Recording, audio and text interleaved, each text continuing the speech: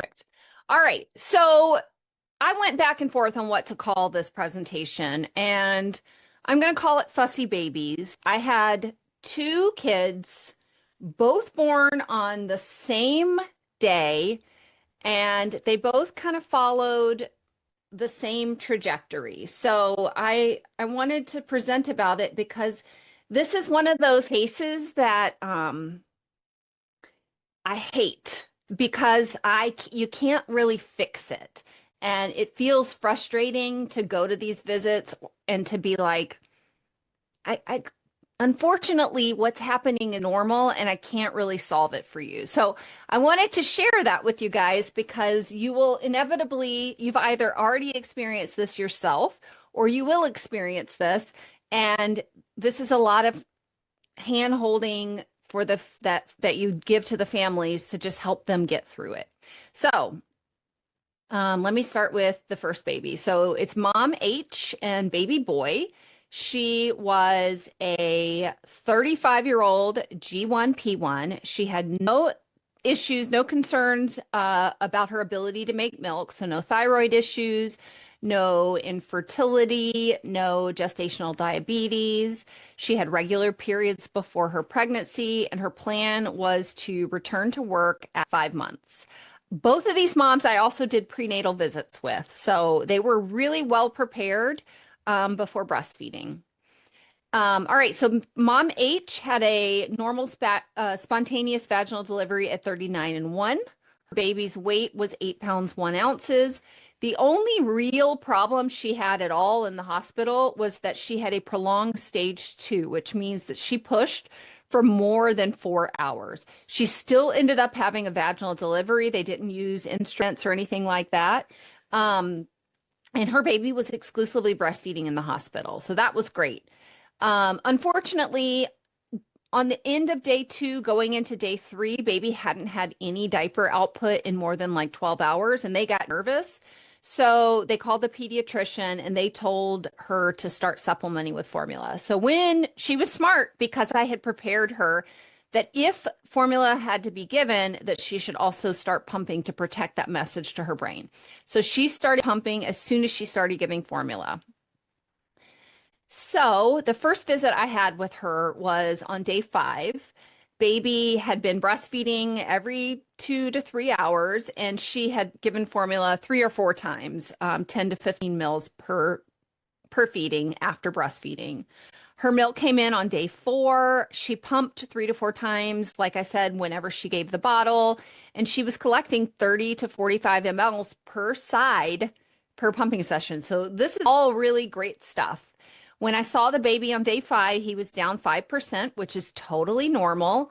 And he latched to the breast and transferred 50 mLs really easily. So I told them, based on everything that I was seeing, I thought they could stop supplementing. We didn't really need to worry about pumping. Let's just focus on breastfeeding exclusively until I follow up with you. So if you've ever heard me talk before, I usually say that we want to work on breastfeeding for those first 3 to 4 weeks. And if breastfeeding is going well, then we can introduce a bottle consistently, like once a day or once every other day from that time. Even though mom isn't going to go back to work until 5 months, we need her to start doing it consistently at around 3 to 4 weeks. Because if we wait too long, the baby may not take the bottle at all. And I think a lot of us have experienced bottle refusal, and we know how problematic that can be. So the plan was I would come back in a week and do another visit, and we could talk more about what that plan, the introducing, is going to look like. But they were doing so well that I had sent them the written instructions. So they didn't really need me to come back in a week. So then I saw her again in a month. So the baby's 5 weeks old at this point.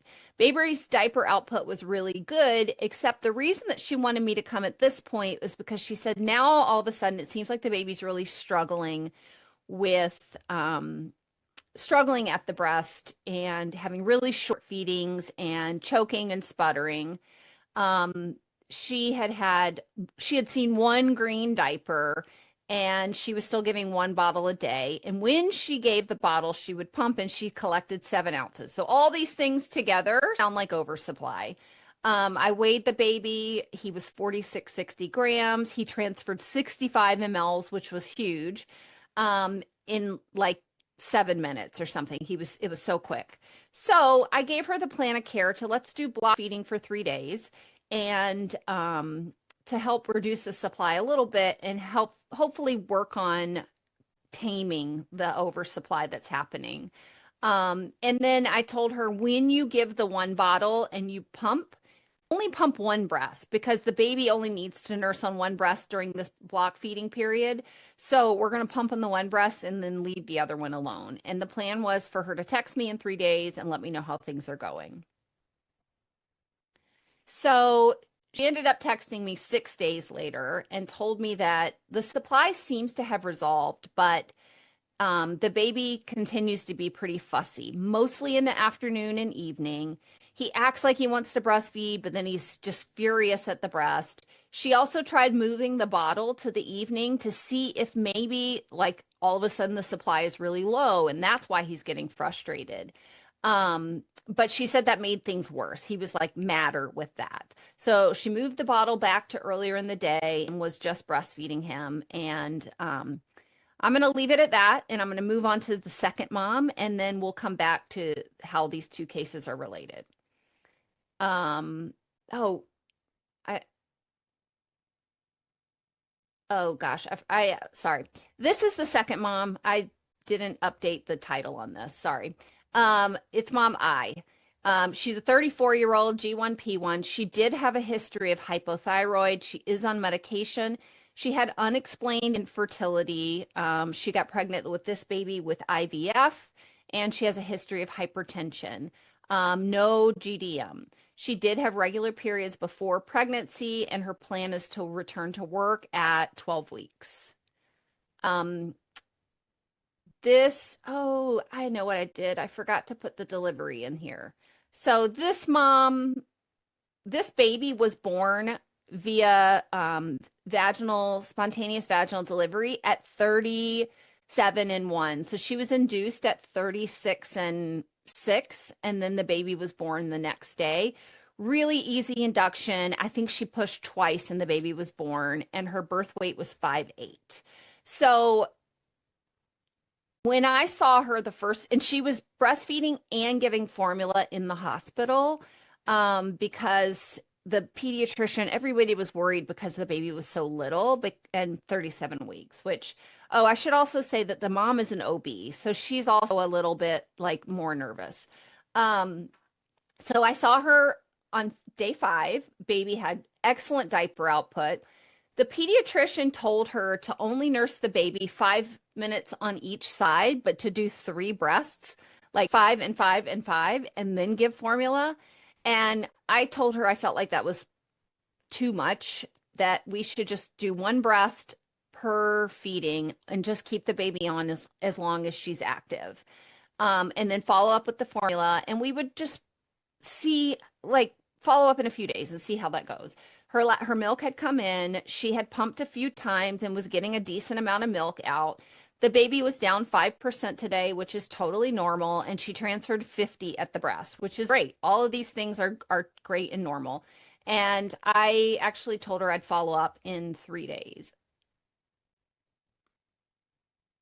Am I going the wrong way? Sorry.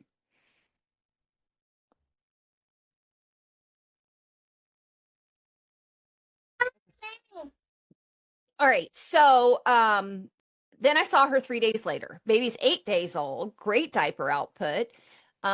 Baby is nursing great, and she's given her about an ounce of formula after, or breast milk after each breastfeeding. She was pumping 7 times a day and getting 2 to 2.5 ounces per session. The baby was down to 3%, which is a gain from 3 days ago, and the baby transferred 55 mLs at the breast. So this is all great. Baby's doing great. So then I saw her 3 more days later, and now baby is back at birth weight. So because baby's back at birth weight, we decided to ditch all the extra formula, all the extra supplementing and pumping, and just focus on breastfeeding. Today at this visit, the kid's above birth weight, and she transferred almost 3 ounces by herself at the breast. So this baby's doing amazing.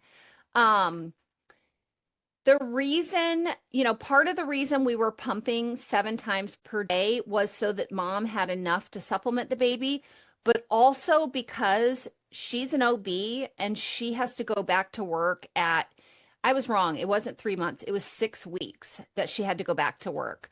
And she was going to be on call for 48 hours her very first weekend back at work. So she was nervous about having enough time to collect milk because 48 hours worth of collecting milk it's a lot more milk than what we would normally expect. But that's part of the reason we were pumping so much in the beginning. Okay, so then she texts me at 4 weeks, and the baby really has been nursing pretty well up until this point.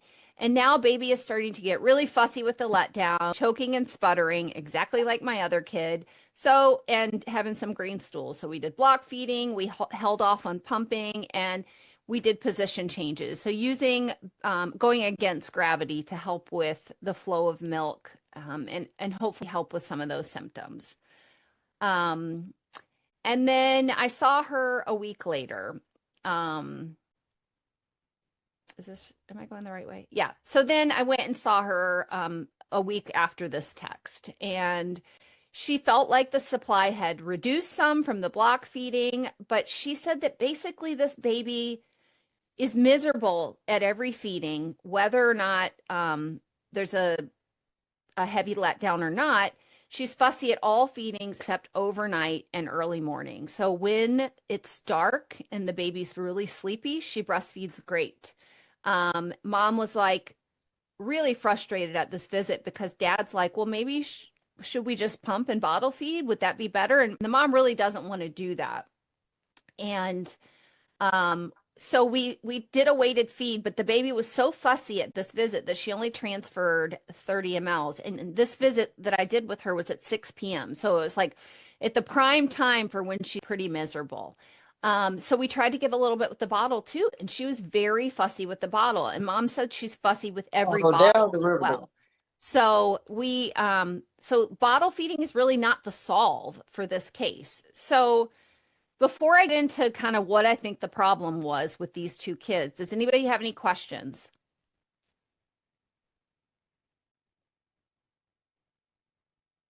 Cassie? Hey, um, when you stopped formula with the first, I know with the second you said it's because they had hit birth weight. When you Mhm. stopped with the first, do you ask for pediatrician input or or do you Yeah, consult good with them or do you just question. say, Yeah, good question. No, the pediatrician only told her to supplement because there had not been any diaper output. They just told her to do it once. She chose to do it 3 or 4 times. oh, Um, okay, but the reason I told her I felt like she could stop is because the baby was having abundant diapers when I saw them, and the baby transferred adequately at the breast. okay, I see. Yeah. And then so if the pediatrician had recommended like you need to supplement Mhm. consistently, then you would Yeah, probably consult. But since it was a one time, and then exactly. you had mentioned green stool with both of them. Can you just talk a little bit about the significance of that at their ages? Yeah. So, when a mother is making more milk than the baby can handle, we tend to call that oversupply. And what happens is when the breast is really full, there's a lot more of the lower fat lactose milk and less of the fatty milk. And when the breast is really full and the baby is really little, both of these kids were about 4 weeks old when this happened, that baby is going to fill up on that lower fat milk before she ever gets to that fatty milk. And Okay. that lower fat milk, which is lots of lactose, can really upset their stomachs. So it can cause a lot of gas, GI upset. And the other thing that happens is babies have digestive enzymes in their gut that help them break down everything they're eating. But they have enough digestive enzymes to break down the normal volume of lactose and other components in milk. When there's an imbalance of the lower fat milk and the fattier milk, that imbalance causes a lot of that milk to go through the gut sort of undigested. So when it comes out looking green, it's really undigested lactose that we're seeing. So it's just sort of it's not anything dangerous. And some kids can handle the oversupply, the lactose overload just fine and not have any trouble. But most kids are pretty sensitive and have a lot of GI upset and are really pretty miserable till we balance it out. Okay, thanks so Yeah. much. Anna. And you may have mentioned this, I might have missed it. Did you indicate what the duration of pump, not the frequency or like the length of it, but like how many minutes they were pumping? Were they pumping like, Yeah. a So since I certain did a amount of minutes? yeah, so since I did a prenatal visit with both of these, I gave them written instructions on what I typically recommend.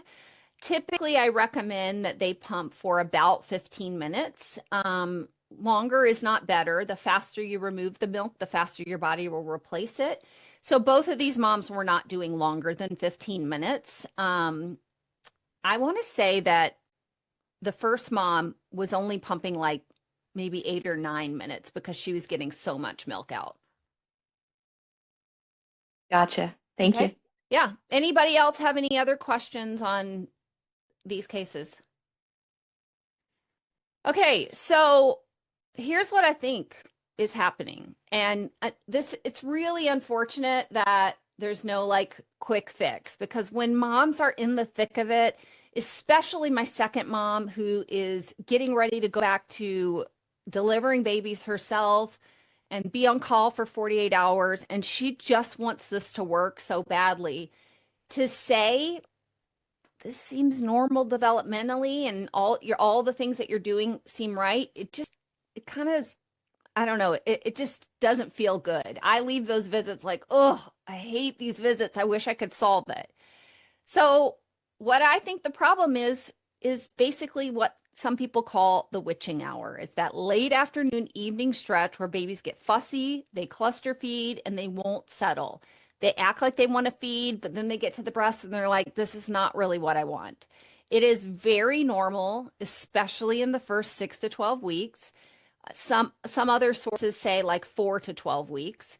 It's super frustrating, but it usually reflects a combination of neurologic immaturity, overtiredness, and feeding patterns, not anything that's been done wrong. Um, so I looked hard, and there are no published papers about this, unfortunately. There's lots of blog posts about it. I was really surprised. I pulled out my La Leche League book because I thought maybe they would have a chapter about it in here, and they really have like one little paragraph about it, and they called it the grandparent hour, which is just a suggestion for getting somebody else involved. Um, the other author, I don't have their books anymore, but I wonder if maybe Dr. Sears, their book, their breastfeeding book, might have a chapter about it, but I don't have access to that anymore. But there are lots of blog posts about it, and kind of all the websites have the same sort of the same solutions, the same suggestions. Number one, and this is what I always tell families, I tend to give them anticipatory guidance that babies do like to cluster feed in the evening. Part of the reason that they do this is because our prolactin level, the hormone that makes milk, peaks between 1 and 5 a.m., but the lowest point is that late afternoon evening. So there tends to be less milk available. So when there's less milk available, babies want to nurse more frequently so they can get the volume they need. So I like to give that anticipatory guidance when I see families and tell them, find a show that you can binge. Find a comfy couch where you can put your feet up and just plan to go right, as much as the baby wants, because they're usually pretty happy on the breast, but not always, because sometimes they don't want the breast. They are truly overtired. So some of the other solutions on the internet are to set an evening routine to prevent overtiredness. So if you know that generally around 5 o'clock is when the baby starts getting really fussy, start lining up your day so that by 5 o'clock you can help to get in settle mode with the baby. So maybe that's turning all the lights down, turning the TVs off, starting whatever other calming routines you can do. Use movement and contact. This is a big one. If mom has a baby wearing a baby carrier, mom or dad can put the baby in the carrier and move around. Babies love that. And Also, skin to skin, that can be really helpful. Maybe put the baby in a car seat and go for a walk or for a drive. That may help as well. And then the other solutions were to add sensory, such as white noise and water. So this is so interesting. When I was telling the OB mom about this, she's like, that makes so much sense now that I think about it. And she's like, I just read this paper. I don't think it was a scientific paper. I think it was just a news article or something, but she was telling me about a paper or a article she read talking about how this generation of babies is so much more sensitive than what we're used to in the past because there's blue light everywhere. We all have screens and computers and TVs and everything putting blue light into the room that these babies are there. It's preventing their brains from going into relaxing like they should naturally do, which is leading to these babies being overtired. Now, if you listen to my podcast episode with Dr. Helen Ball, she said overtired's not a thing. You can't be more tired than tired. But I think all of us know what it looks like when a kid is overtired and they cannot relax their bodies or their brains. And I think that's truly what these parents are experiencing, unfortunately, because their babies are taking in plenty of milk. They're growing really well. They don't have any tongue ties or any anatomical thing. They don't have any other issues other than they're they seem to be overstimulated, and it's really disrupting their breastfeeding relationship. So, anybody have any questions or comments or experiences with this, Kelly?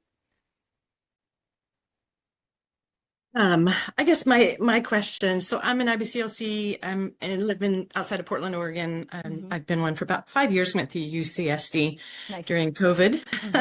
Mhm. My question is, how do you work on differentiating those reflux babies that Mhm. aren't spitting up, the silent refluxers, Mhm. that do the I want to eat, but I don't want to eat, Mhm. but I want to eat, how do Yeah. you differentiate between that and just this particular scenario that you're Yeah, I listening? guess I didn't mention that both of these moms had taken their babies to the pediatrician about all of this, and the pediatrician said, I don't see anything. I think it's just developmentally normal. So the pediatrician kind of already ruled that out. So that would be my recommendation is, Yeah. if you have anything in your gut that's saying, I'm not sure here, I would refer to the pediatrician first. Yeah, in my area, we have a lot of times where either pediatricians don't acknowledge that Mm-hmm. as even a possibility, Mm-hmm. or the other pendulum, every baby has it, and so we're going to do famotidine. So Which just doesn't work curious. most of the time, right? Okay, Yes. okay, thanks. Yeah, of course. Athena. So what you're describing, I know some people have referred to versions of this as colic. Would Hmm. you also put it in that category as just kind of like developmentally fussy? Is that kind of what Yeah, I colic mean, would colic fall? is a catch-all definition for something we Yeah, don't really understand. So yes, it's basically the same thing. I hate to give that label to anybody. I just like to I say, yeah, agree. it's normal. Let me help you with some of the things that may help soothe that.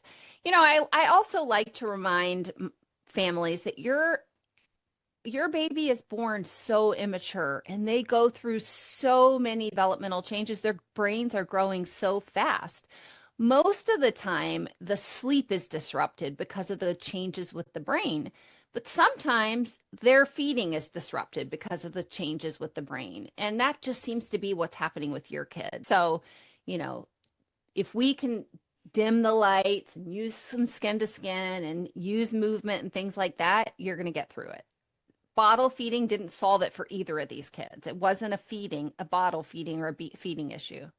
It didn't solve it for my son either. He was Mm-hmm. very similar to that. And it was Mm-hmm. just, he had some gas. So like we Mm-hmm. did all the things and tried all the things. But yeah, there was just a Yeah. period there where it was, yeah, just fussy and hard. Yeah, it is fussy and hard. And it's so hard when you're in it, then they're going to get past it and then be like, oh, wow, we got Yeah. through it. Yeah. One day it was just done. Yeah. Gee. You mentioned that there were no tongue ties. At which point do you do an oral function exam? Because this is something that I see. Like, most of my Mm-hmm. consults are online. Mhm. But usually when I see that pattern of, getting fuzzy at the breast, and Mhm. I usually tell them, like, refer them to an IBCLC Mhm. pediatrician. Usually that's what's available here in the Philippines. And Mhm. I've had like a couple of cases where the mom came back and they said, "Oh yeah, the baby had a tongue tie." Mhm. I mean, both of these kids I saw on day 5, and I did a full assessment of them then, Oh, and there were no latch issues, nothing that made me wonder about anything. So yeah, I mean, if it were obvious close to the end, something like that, I might have done something more in depth, but I watched what happened. These babies did great. There was no restriction. I think that's great because you have the continuity of care. It's Yes. just that here, although we have like one of the biggest hospital here in the Philippines, the St. Luke's Hmm. Medical Center, they have a lactation center, which is like probably only one of the two hospital that has a lactation center. Oh And wow. like even then they missed it. Like I was Oh thinking, wow. how could they, like, but Yeah. then I'm not sure because their lactation nurses aren't really IBCLCs, so Mm. probably the Yeah. training, yeah. Yeah. Well, I mean, there's not a lot of discrepancies in what actually is tongue tie and what is actually problematic. So that's probably part of the problem as well. The training is varied as well. Yeah. Mackenzie. You kind of already touched on this, but I was just gonna mention the LC that I've been shadowing. She Mhm. regularly talks about the 4 to 6 week developmental leap, and Mhm. she uses it as like anticipatory guidance, even Mhm. in like earlier appointments. And I find that parents have found that really reassuring to your point of Mhm. like it will end. Yes. There's a Yes. lot of different developmental leaps and milestones, especially in the first couple of months. But I think Yes. that that education of like this is normal, this is expected, it too will pass has Yes. been really helpful. Yeah, absolutely. Absolutely. I want to create like a web page or a handout or something to share because yeah, they struggle so much and it just feels like you tell them, but it would be helpful for me to tell them and also hand them something else. So, all right, before I hit end on the recording, anybody else have any questions about this case? These cases? I have one more Yeah, question. Do you sure. mind just like in the same way that you explain it to your moms, will you just walk through how you educate them on block feeding and the instructions you Oh yeah. provide? Yeah, yeah, yeah, yeah. Um, So my block feeding instructions are a starting point. It's never like this is the be all end all instructions. I usually say we're going to do it for a 3 hour period. I want you to breastfeed or pump, whichever one we're doing, on one side only. So if baby is nursing every 2 hours, you're going to do two feedings on one side. And at that 3 hour mark, you'll switch to the other side. And I make sure to highlight that the goal of this is that the opposite breast is going to get full. The goal of that, the purpose of that is that fullness sends the message to your brain and says, this is more milk than we need, and it will help to down regulate the production. So I talk about using ibuprofen if you're allowed to take that, and ice to help with any uncomfortable feelings that you may have there. I do talk about mastitis. I say mastitis by definition is inflammation of the breast. And sometimes you're going to have those symptoms of that inflammation. You may feel kind of crappy because the body is kicked into that mode to downregulate the supply. If your breast is so painfully full that it like sends chills up your spine if you brush it, you can hand express just enough to make it a little bit softer. But we definitely don't want to take a lot out because the more you leave behind, the quicker it's going to downregulate. So 3 hours for 3 days, and then we'll touch back. You're not going to see a change in 24 hours, but by 3 days, what I would expect you to see is on the opposite breast, it's not as full when you're not using that side. And then if the supply has downregulated a little bit, we can go back to nursing as normal. If it hasn't, we may have to stretch it out a little bit further. It depends. Every mother's going to be different. And it's going to depend on sort of what baby number it is, too. I mean, with my baby number 5, I had such a crazy oversupply. I had to do like 3 feedings in a row before I could switch sides to downregulate. So it really is just a starting point, and then we touch base after 3 days. Cool. Lisa. Do you give a time frame for how long to hand express? Because I've heard some people may go too long, or what Yeah, would that time frame be to I not go? don't. I really don't. Yeah. I really Okay. just say, like, your breast is still going to be super full. You should just be able to see that it's the tiniest bit softer. And I usually Okay. don't even recommend hand expressing unless the parent is like super concerned about it being really hard. Okay. Yeah. Thanks. Yeah. All right. Any other questions on my case? All right. I'm going to stop recording.